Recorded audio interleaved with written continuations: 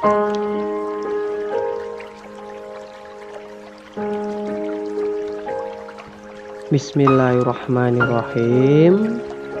Assalamualaikum warahmatullahi wabarakatuh. Anak-anakku yang solih dan solihah, kita berjumpa kembali di kelas 1, pembelajaran yang keempat, yaitu materi bersih itu sehat. Adapun submateri yang akan kita bahas adalah hidup bersih.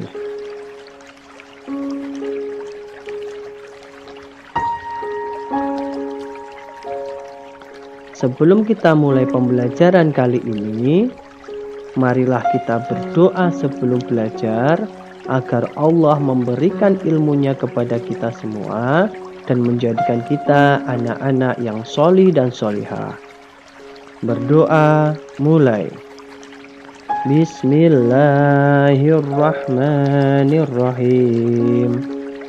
Raditu billahi robba wa bil islami dina wa bi muhammadin nabiyya wa rasula.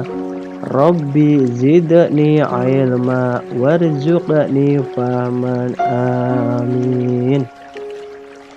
Ya, semoga dengan kita membaca doa sebelum belajar, Allah akan memberikan ilmunya kepada kita. Amin, amin, ya robbal alamin.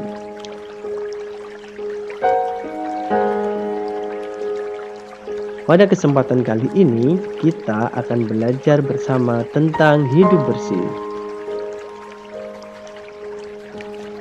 Bersih merupakan pangkal dari sehat.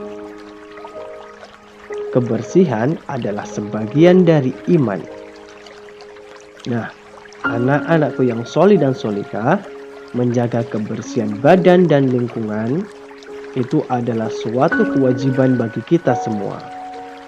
Kita harus mengetahui bagaimana tata cara bersuci. Anak-anak yang solih juga menjaga kebersihannya setiap hari. Kita mulai dari yang pertama, yaitu adalah bersih badan.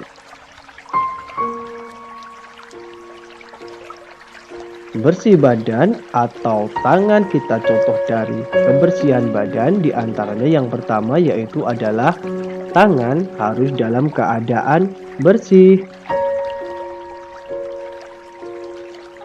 Selain itu, kita juga harus menggosok gigi dengan benar dan juga memotong kuku yang panjang. Kebersihan badan harus selalu kita jaga. Kita harus mencuci tangan sebelum dan sesudah makan. Menggosok gigi setelah makan dan sebelum tidur. Membersihkan telinga dan hidung saat mandi. Kemudian memotong kuku apabila sudah panjang. Nah, ketika memotong kuku itu kita disunahkan setiap hari Jumat. Dengan kita selalu menjaga kebersihan badan, insya Allah kita akan terhindar dari berbagai macam penyakit. Anak-anak harus mulai dari sekarang selalu membiasakan diri untuk selalu membersihkan badan.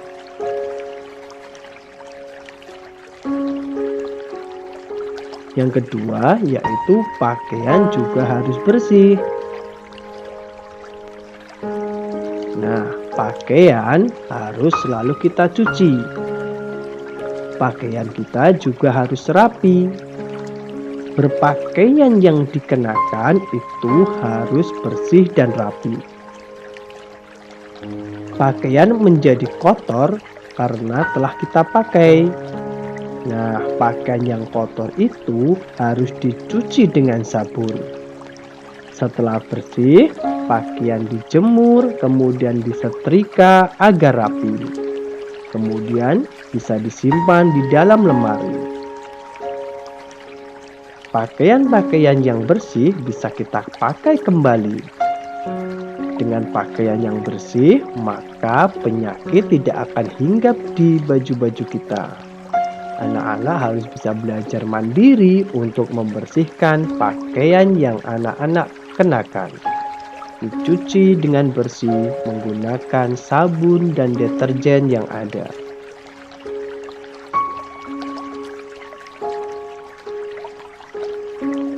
Kebersihan yang ketiga yaitu barang-barang harus rapi dan bersih. Nah, di situ ada sebagian gambar anak-anak sedang membersihkan barang-barang mereka. Mereka bisa mencuci piring, membersihkan lemari, membersihkan buku yang mereka miliki. Begitu juga dengan piring, sendok, dan garpu harus dicuci dengan bersih. Alat belajar pun harus juga bersih. Buku, lemari, meja belajar juga harus bersih. Kita tentunya sangat senang kita berada dalam keadaan bersih. Berada di lingkungan bersih itu akan menjadikan anak-anak merasa nyaman bila berada di sekitar lingkungan tersebut. Maka usahakan barang-barang yang anak-anak miliki itu dijaga, dirawat, dan selalu dalam keadaan rapi dan bersih. Jangan sampai barang-barang yang kita miliki bertebaran dimanapun. Mainan yang kita miliki harus kita jaga, harus dalam keadaan bersih dan rapi. Jika sudah digunakan, dikembalikan ke tempatnya berada.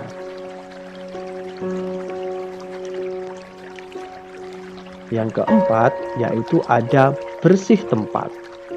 Bersih tempat itu ada beberapa macam. Nah, yang pertama bersih di lingkungan rumah. Rumah yang sehat disapu setiap hari agar selalu bersih. Begitu juga halaman harus bersih dari sampah. Anak-anak ketika melihat sampah di sekitar halaman, segeralah ambil dan masukkan ke tempat sampah. Anak-anak juga bisa merapikan tempat-tempat di sekitar anak-anak berada.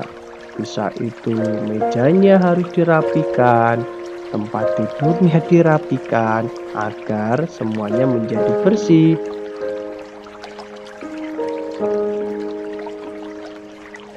Selanjutnya ada tempat sholat juga harus bersih. Anak-anak kan sudah tahu bahwa sholat itu diterima jika tempat kita beribadah itu dalam keadaan bersih. Jangan sampai tempat kita beribadah itu dalam keadaan kotor, karena itu dapat menghalangi ibadah kita kepada Allah. Jika melihat tempat ibadah kita kotor, tidak rapi, maka segera bersihkan dan rapikan agar kita nyaman saat beribadah kepada Allah Subhanahu wa Ta'ala. Yang selanjutnya ada bersih tempat tidur. Tempat tidur harus kita bersihkan dan kita rapikan.